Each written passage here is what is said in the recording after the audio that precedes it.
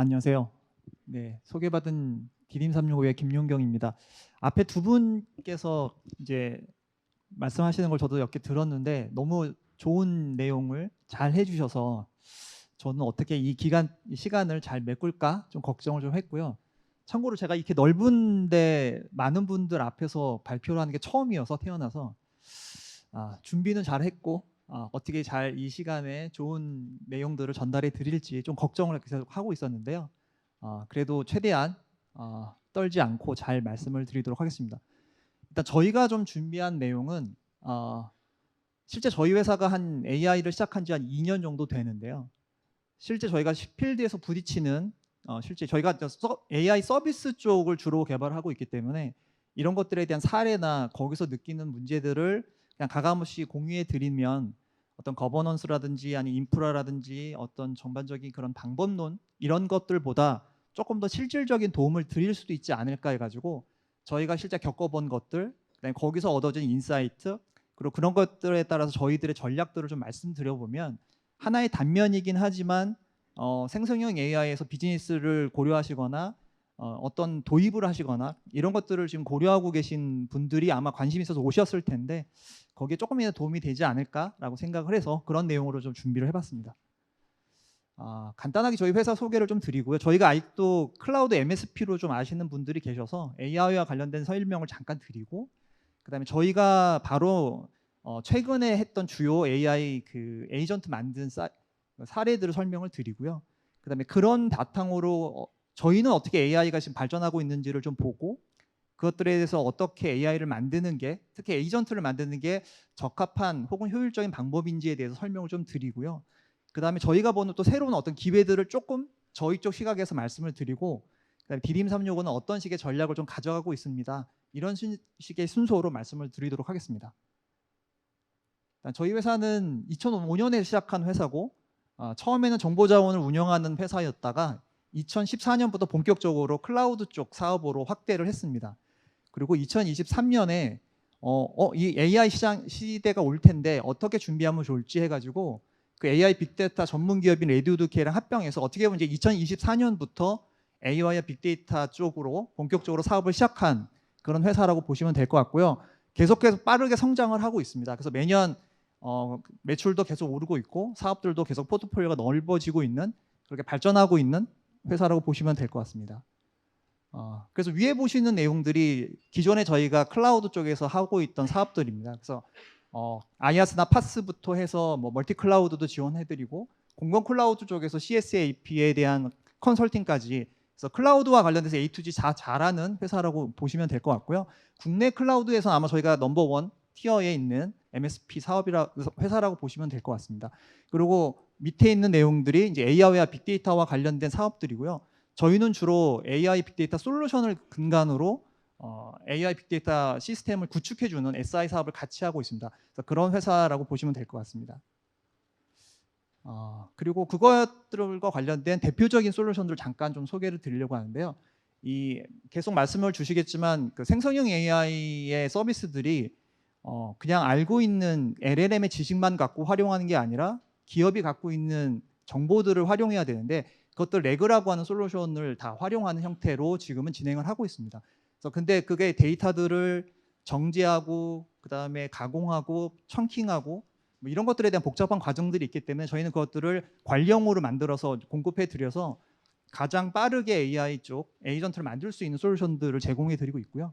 그다음에 아까도 말씀을 좀 주셨는데 그 기업들의 데이터들이 대부분 정형 데이터입니다.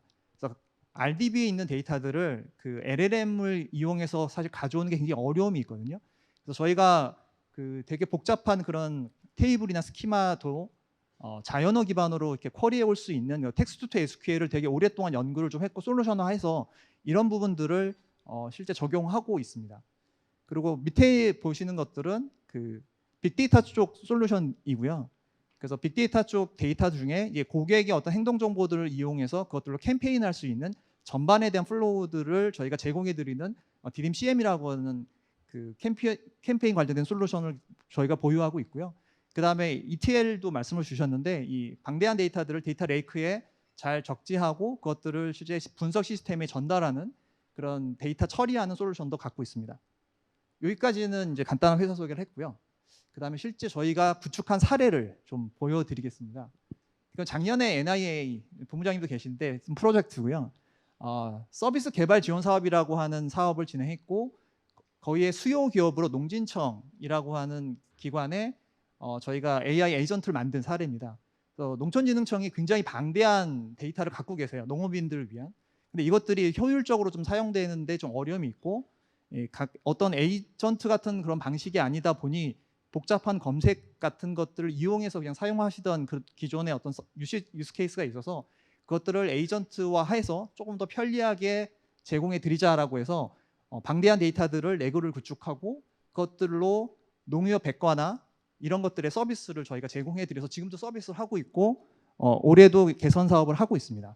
그리고 그 농업인들에 맞는 맞춤형 농업 교육도 저희가 그 매칭해 드리는 서비스를 하고 있고, 그다음에 어떤 작물을 잘 기를 수 있는지를 LLM을 통해서 영농 설계를 해가지고 그것들로 작물을 기르는 그런 설계서도 제공해 드리는 그런 서비스들을 만든 사례라고 보시면 될 것 같습니다. 참고로 그 네이버 클라우드에서 그 시스템을 구축했고 하이퍼 클로버 X라고 하는 LLM을 활용했습니다. 다음 사례는 최근에 끝난 프로젝트인데요.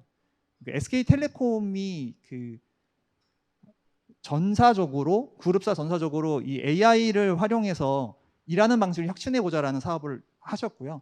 그 중에 일환으로 저희가 법무팀의 AI 에이전트를 만드는 그런 프로젝트에 참여를 했습니다. 그래서 그 조금 어려움을 겪었는데, 첫 번째로 뭐냐면 이 법이라고 하는 이 데이터에 대해서 저희 익숙하지가 않더라고요. 그래서 이것들을 어떻게 그 레그를 구축하고 이것들에 대해서 잘 검색을 할지를 좀 고려해 봤는데, 단순하게 보통 레그를 구축하실 때는 그냥 데이터를 쭉 로딩하고 적당한 크기로 잘라서 그냥 검색을 하시는 구조인데, 법은 그렇게 처리하면 거의 검색이 잘 안 됩니다. 그래서 이런 것들에 대한 메타 정보들, 그다음 법 간의 관계들을 잘 정리해서 별도의 구축하는 그런 관계들을 만드는 거에 좀 어려움을 겪었고요. 또 법이란 게 항상 업데이트가 됩니다. 그래서 그런 것들을 계속해서 어떻게 현행화할 건지 이런 것들에 대한 파이프라인들 구축하는 부분도 진행을 했고요. 그런 거를 통해서 보시는 것처럼 법률 검색 서비스, 그다음에 법률 자문 초안을 만드는 그런 에이전트를 만들었고요. 그다음에 계약서 쪽 부분이 법무팀에서 주로 하는 업무여서 이 계약서를 검토하고 계약서를 작성해 주는 그런 에이전트를 만든 사례라고 보시면 될 것 같습니다.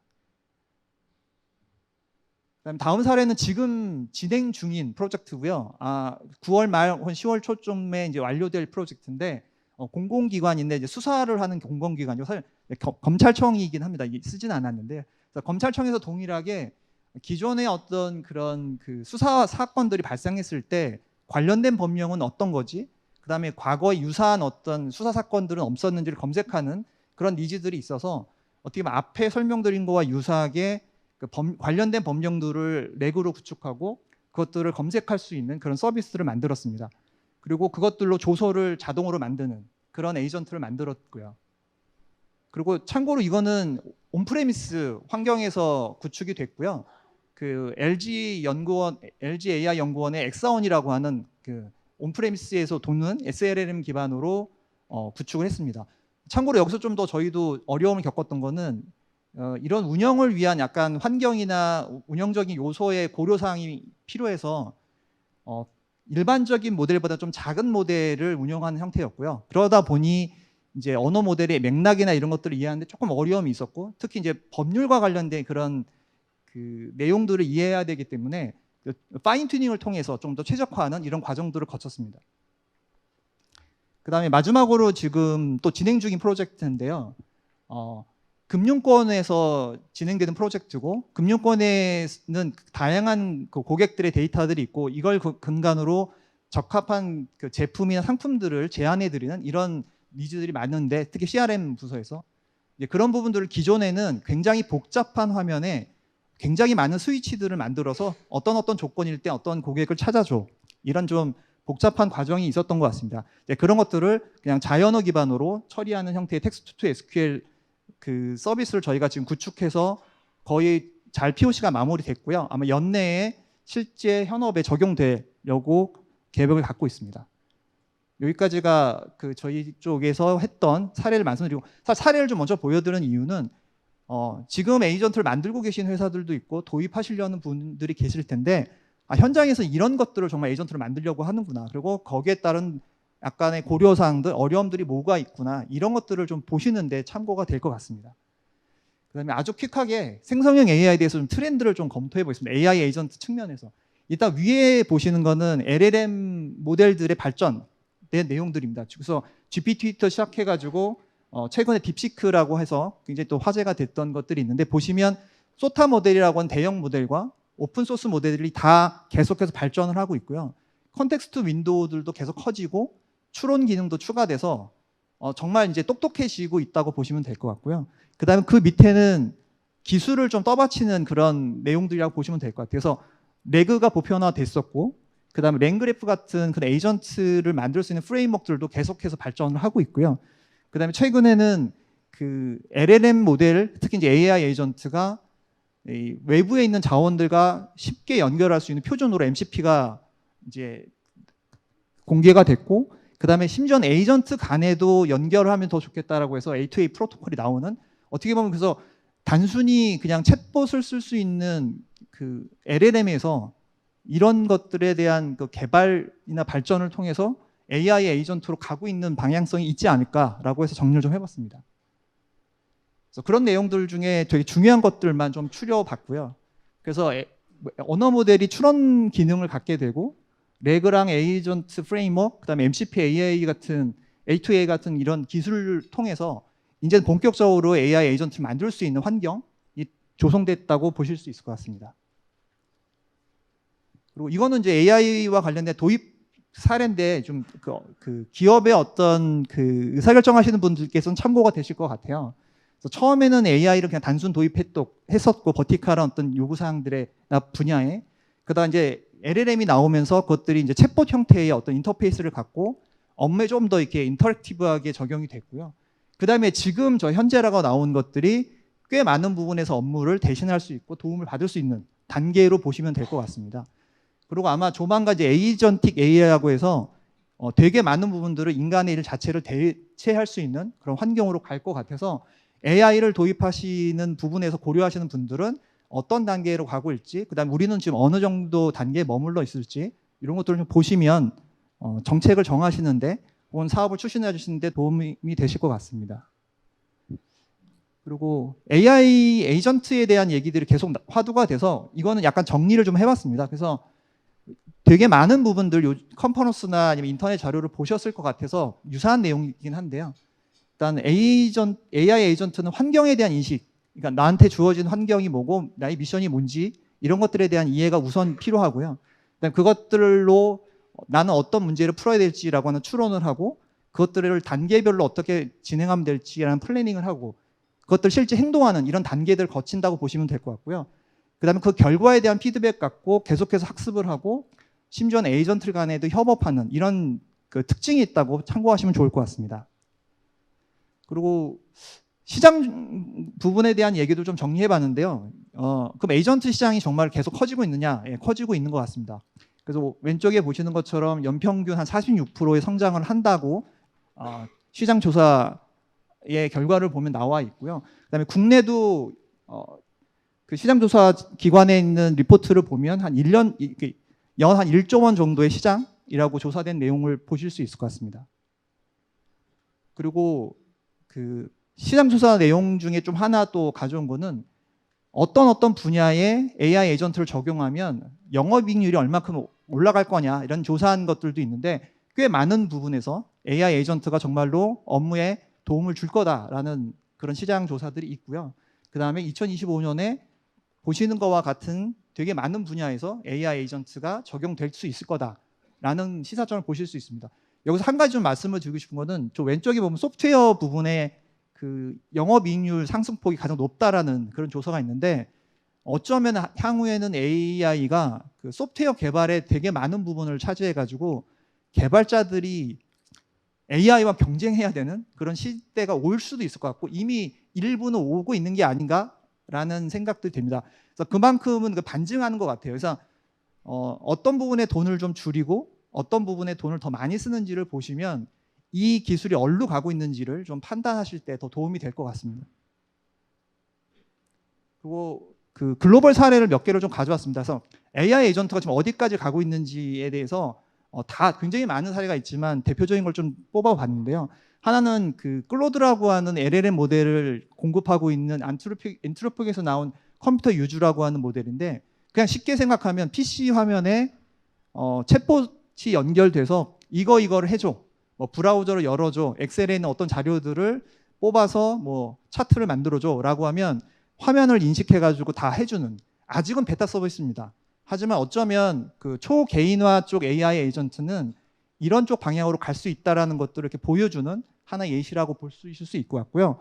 저도 써봤는데 생각보다 그럴싸하게 돌고는 있습니다. 근데 안 되는 경우도 있어요. 근데 기술의 발전만 놓고 보면 조만간 이제 이런 부분들이 도입이 될 것 같고, 어쩌면 윈도우 11 다음에 윈도우에는 이런 LLM 기반의 어떤 PC를 제어하는 그런 에이전트들이 기본으로 탑재되는 그런 시대가 올 수도 있을 것 같습니다. 그다음에 다음 사례는 이제 투자 관련된 그 인덱스 GPT라고 하는 서비스인데요.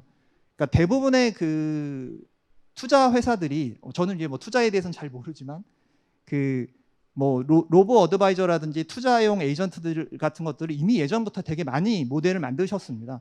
근데 이 인덱스 GPT가 좀 다른 부분은 단순히 숫자를 통해 가지고 예측하는 구조가 아니라 뭐 인터넷에 있는 뉴스라든지 어떤 자료 같은 것들을 LLM이 이렇게 수집을 해서 그것들을 분석하면 숫자 정보랑 같이 파악해 가지고 이건 어떤 기술적인 트렌드가 있고 산업적인 트렌드가 있으니까 어떤 그 상품으로 포트폴리오를 짜면 좋겠다라고 하는, 어떻게 보면 정말 그 인텔리전트한 에이전트 기능이죠.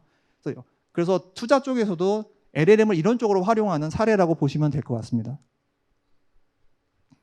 그다음에 마지막으로 이제 이커머스 쪽인데요. 이제 아마존이라고 하는 뭐 서비스는 많이들 다 알고 계시고 써보신 분도 계실 텐데, 기본적으로 아마존은 사용자의 그런 구매 패턴이나 뭐 검색 패턴, 아니면 사이트에서 뭘 클릭하는지, 어디를 많이 보는지 5만 가지 그런 사용자 패턴들을 다 분석해서 그걸 에이전트화 해가지고 추천도 해주고 이런 서비스를 이미 하고 있습니다. 근데 이제 그거에서 더 나가서 만약에 사이트에 제품이 없으면 내가 다른 사이트를 검색해서 구매해 줄게. 어떻게 보면 이제 이렇게 되는 거죠. 그냥 아마존에만 오세요. 그러면 우리가 갖고 있는 서비스는 당연히 상품은 다 구매하실 수 있고, 그다음에 심지어 없으면 우리가 에이전트를 돌려서 원하는 것까지 구매해 드릴게요. 그래서 어쩌면 지금 엣지 컴퓨팅도 그렇고 에이전트, 온디바이스 에이전트도 계속 나오는 것들이 어쩌면 이제 그것들을, 그러니까 에이전트라고 하는 이 인간의 접점, 사용자의 접점을 누가 가져갈 거냐, 이런 것들에 대한 고려가 있을 수도 있을 것 같습니다. 그런 측면에서 참고해 보시면 좋은 그런 사례라고 같아서 보여드렸고요. 그러면 이제 지금부터는 이제 약간 실무적인 말씀을 좀 드리려고 합니다. 그럼 이제 에이전트를 이제 기업들이 도입을 하시거나 아니면 우리가 에이전트를 만들어 달라고 하는 그런 요청을 받은 개발사일 때 에이전트를 어떻게 그럼 접근할 거냐, 만드는 쪽을, 그거에 대해서 조금 말씀을 좀 드리려고 해요. 그래서 이 장표는 일단 에이전트는 전반적으로 좀 그 넓은 시각으로 일단 보시는 게 필요하다라는 장표라고 보시면 될 것 같아요. 맨 위에 보면 이제 업무를 정의하는 단계가 있고요.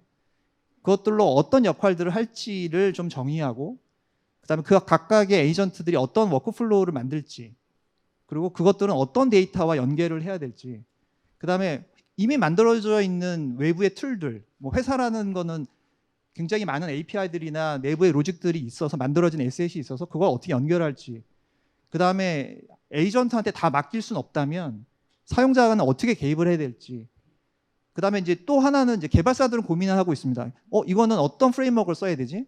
그러니까 랭그래프라고 하는 뭐 랭체인 같은 얘기도 들어봤고, 오토젠이나 뭐 크루 AI나 혹은 뭐 다른 어떤 여러 가지 툴들이 있는데 이 툴은 어떤 걸 도입해야 될지 이런 고민들을 하셔야 될 것 같고요. 그다음에 이제 에이전트가 한번 만들어지면 그걸로 모든 문제를 해결하실 수 없거든요. 계속해서 확장하실 텐데 그럼 이걸 어떻게 운영해야 될지, 심지어 저 운영에는 아마 비용을 관리하는 고민들도 있으실 것 같습니다. 그다음에 계속 말씀 주셨던 데이터에 대한 보안, 혹은 에이전트 서비스의 보안들을 어떻게 관리할 건지, 그다음에 이것들이 계속 운영을 하게 됐을 때 모니터링은 어떻게 또 가져갈 건지. 그래서 이 모든 걸 다 신경 쓰시면 사실 에이전트 이거 만들 수 없겠네라는 생각을 하시겠지만 초기에 검토하실 때는 전반적인 것들을 좀 전사 차원에서 검토해 보시고 우리는 어떤 정책을 가져갈지 고민해 보시는 게 좀 필요할 것 같습니다.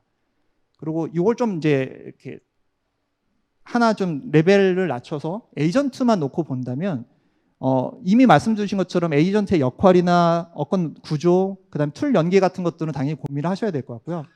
그다음에 사용자에 대한 맥락을 계속 유지하는 걸 어떻게 할 건지를 고민하셔야 될 것 같아요. 그러니까 지금 대부분의 에이전트가 한계가 뭐냐면 굉장히 똑똑합니다. 질문하면 답변을 잘 주는데 다음 날 또 에이전트를 사용하겠다가 들어오면 처음 뵙겠습니다고 하는 거죠. 과거의 맥락이 전혀 없기 때문에. 그래서 내가 과거에 에이전트를 사용했을 때 맥락들을 계속 관리하고 이게 축적이 돼야 에이전트에 대한 가 갖고 있는 어떤 지식들 혹은 이해도 같은 것들이 높아지는데 그런 것들이 없이 계속 그냥 챗봇 형태로만 만들게 되면 그냥 한계가 있는 에이전트가 될 수 있어서 그런 것들을 어떻게 관리할지도 고려를 좀 해주셔야 될 것 같습니다. 그다음에 이제 에이전트의 운영 쪽인데요. 뭐 일반적인 것들은 그냥 넘어가면 될 것 같고 휴먼 인 더 루프라고 하는 쪽을 좀 고려를 하셔야 될 것 같아요. 그러니까 미션 크리티컬한 업무들을 에이전트한테 맡겼는데 그냥 이것들에 대한 결과를 바로 사용하실 수는 없거든요. 그렇게 되면 사용자가 어떨 때 개입을 해야 되는지를 잘 봐야 되고 그게 UI적으로 혹은 로직으로 어떻게 그 개입을 해야 될지 연결을 해야 될지를 잘 짜셔서 그것들이 반영될 수 있게 그런 것들에 대한 고려가 좀 필요하실 수 있을 것 같습니다. 그다음에 그 응답 속도도 되게 중요합니다. 그러니까 예를 들면 뭐 요즘 제미나이나 아니면 그 오픈 AI의 딥 리서치 같은 것들은 난 충분히 시간을 줄 테니까 리포트를 줘라고 하는 서비스도 있고요. 아니야, 나한테 급하니까 바로바로 답을 줘. 근데 이거를 하나의 에이전트가 만약에 만들게 되면 그런 것들에 대해서 능동적으로 동적으로 반영할 수 없거든요. 그래서 그런 것들을 어떻게 시나리오를 잘 짤지도 되게 중요한 부분이라고 보시면 될 것 같습니다. 하나는 그 왼쪽은 에이전트에 되게 많은 기능을 넣은 거예요. 되게 똑똑한 에이전트를 만들다고 해서 A부터 Z까지 막 기능을 넣고 네가 알아서 다 해. 아직까지 제가 아는 범위에서 기술로는 이런 에이전트 만드실 수 없습니다. 그러니까 얘가 되게 헷갈려하고 툴 연결도 안 되실 거예요. 그래서 각각의 에이전트별로 그 마이크로하게 적합한 기능들을 정의해 주시고 그것들이 필요하면 협력하는 구조. 그래서 마이크로 에이전트 아키텍처라고 하는 걸 고려하시고 그 다음에 멀티 에이전트 시스템이라는 걸 고려하셔서 만드시는 게 지금으로는 최선의 어떤 접근이라고 보여집니다. 그리고 이제 MCP라는 말씀을 좀 이제 드려야 될 것 같아요. 과거의 그 LLM 모델들은 외부의 그 툴이나 API를 쓸 수 있는 방법들은 이미 갖고 있었습니다. 오픈 AI도 뭐 툴콜링이나 이런 것들을 이미 갖고 있었는데 문제는 MCP가 왜 화두가 되냐면 예전에 갖고 있던 기능들은 언어 모델별로 다 표준이 달랐습니다. 그래서 다 API를 별도로 만들어서 언어 모델이 바뀌면 그걸 다 수정해야 되는데 MCP를 지원하는 언어 모델이라면 모든 이 리소스에 다 연결이 가능한 구조가 된 거죠. 이제 그러면 이제 저희가 접근방법을 다르게 가져가셔야 돼요. 그러니까 예전에는 에이전트를 만들고 이걸로 어떤 기능을 만들면 좋을지, 그 다음에 그 데이터를 뭘 연결하면 좋을지라고 보셨는데, 그러니까 지금은 이 이제 세션을 끝나고 이제 돌아가시면 이런 고민을 하시면 좋을 것 같아요. 우리 회사에 어떤 데이터와 어떤 에셋이 있지? 그래서 이거를 MCP화 하게 되면 에이전트에 다 쓸 수 있는 거야? 어떻게 쓸 수 있지? 라고 해서 새로운 그 서비스를 고려하시지 말고요. 일단 갖고 계신 이 에셋이나 갖고 계신 어떤 자원들을 어떻게 LLM한테 주면 좋을지, 그리고 그렇게 됐을 때 우리는 어떤 서비스들을 만들 수 있을지를 고려하시는 게 어쩌면 더 빨리 에이전트를 도입하실 수 있는 좋은 어떤 접근 방법이라고 생각이 됩니다. 그리고 이거는 좀 저희가 고민하고 있는 지점인데요. 저희 회사 같은 이제 좀 작은 중소기업이 빅테크랑 싸우려고 했더니 에이전트 시장에서도 되게 어려움이 있는 것 같아요. 그러니까 예를 들면 오픈 AI나 제미나이나 이런 뭐 퍼플렉시티 같은 쪽에서는 계속해서 에이전트 기능들을 도입하고 있습니다. 그래서 그냥 우리 것만 쓰면 웬만한 거 다 해줄게. 그리고 자료도 밀어넣고 그다음에 과거에 했던 뭐 대화 이력도 관리하고 점점 에이전트화합니까? 이제 LLM이라고 안 부르고 에이전트라고 보시는 게 맞아요.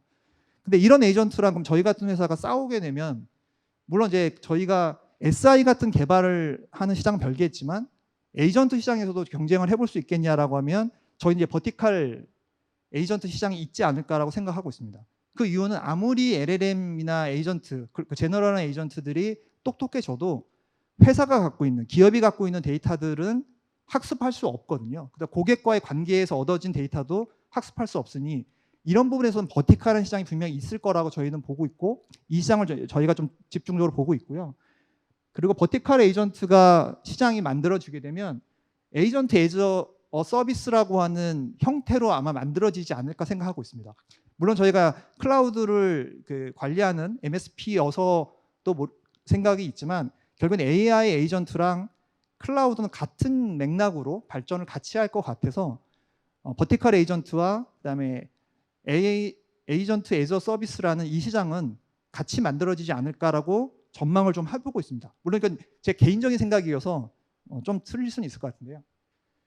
그래서 버티칼 에이전트와 일반적인 AI 에이전트, 일반적인 에이전트를 좀 검토해 본 거고, 분명히 버티칼 쪽 시장이 있을 거다라고 판단을 하고 있습니다. 그리고 이거는 제가 다 그 제미나이를 통해서 만든 툴입니다. 표도 제미나이를 통해서 만든 거고요. 그림도 제가 만든 건데 그러면 사스랑 뭐가 달라?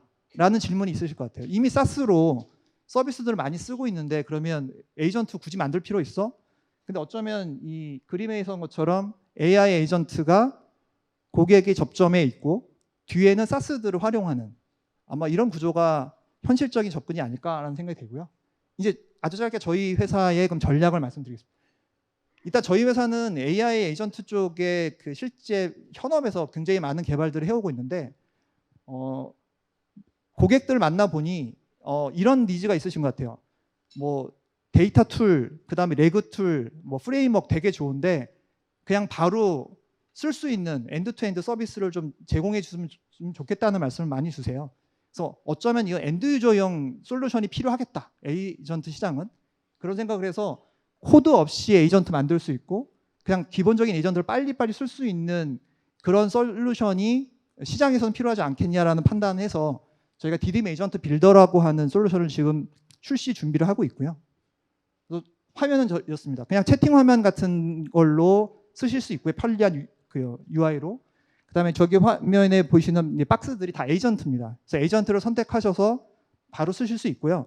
그다음에 에이전트를 일반 사용자들이 그냥 업무 정의서 같은 것들을 입력해서 바로 만들 수 있는 그런 툴로 보시면 될 것 같아요.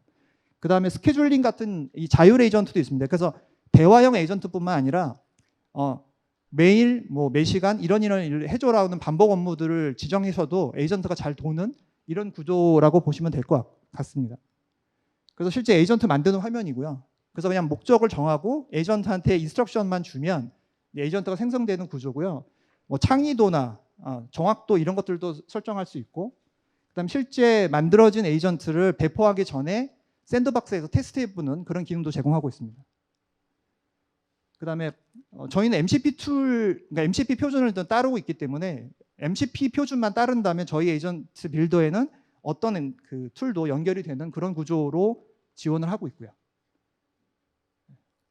이거는 이제 반복적인 스케줄링 하는 에이전트 만드는 화면으로 보시면 될 것 같습니다. 이건 아키텍처고요. 그래서 상위에는 UI가 있고, 그다음에 에이전트 런타임이 그 에이전트를 운영하고 그 밑에 이제 데이터를 처리하는 그런 프레임워크가 있고요. 데이터 매니지먼트 쪽을 보면 저희 회사 툴 두 개가 같이 통합되어 있습니다. 그래서 일반적인 비정형 데이터는 레그 형태로 구축을 하고 있고요. 그다음에 정형 데이터는 T2SQL 기반을 접근하는 형태로 되고 있는 구조라고 보시면 될 것 같습니다. 요 내용으로 좀 정리를 하겠습니다. 일단 에이전트를 만드실 때는 조금 넓은 시각으로 먼저 보시는 게 우선일 것 같아요. 우리는 어떻게 에이전트를 전략적으로 가져갈 건지. 하지만 시작은 작게 하시는 게 맞습니다. 굉장히 작은 유스케이스를 뽑으시고 거기서 만드신 다음에 파일럿이 잘 되면 그것들을 스케일을 되게 빨리 늘리는 이런 전략으로 가신다면 에이전트를 도입하시는데 혹은 AI로 전환하시는데 실패하지 않고 안전하게 가실 수 있지 않을까라고 생각을 하고 있습니다. 저희 회사에 대한 마지막 그냥 메시지고요.